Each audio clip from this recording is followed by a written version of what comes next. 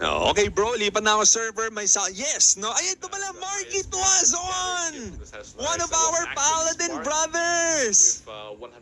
Marky Tuazon! Lipat ka na ng front 8 bro! Bibigyan ka ni, ito si Christian Illianson men.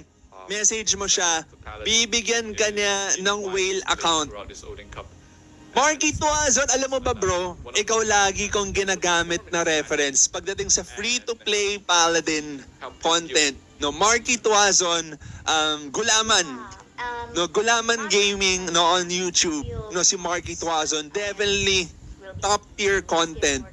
No, one of my favorites talaga sa YouTube right now. Marky Tuazon, free to play, no barely any rebate, parang 100 pesos rebate lang ganun or something. Marky Tuazon, no, definitely one of my favorites.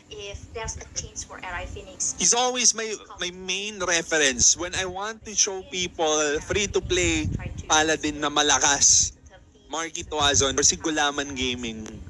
No, very solid. Lipat ka na ng front 8 bro. Si Christian Illianson, magpo-provide siya sa'yo ng whale account that you will use at sasahuran ka rin niya ng 50,000 yan berries per month. Yan, sasahuran ka niya 50k per month na yan berries. Ayan, Gulaman Gaming, hari ng free-to-play. Exactly. No, 'di ba? Sobrang solid 'yan. No? It's free-to-play Paladin, pero very good content. Very, very good content talaga.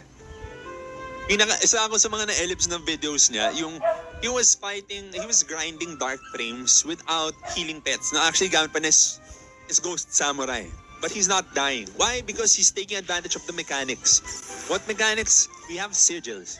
So doon siya humuhugot ng healing niya. So even if he's not using Bafo Jr. nor Sohi, he's still able to survive sacrifice.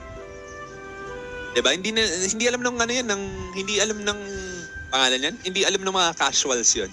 No, I'm sure. No, I'm sure hindi nila alam yun.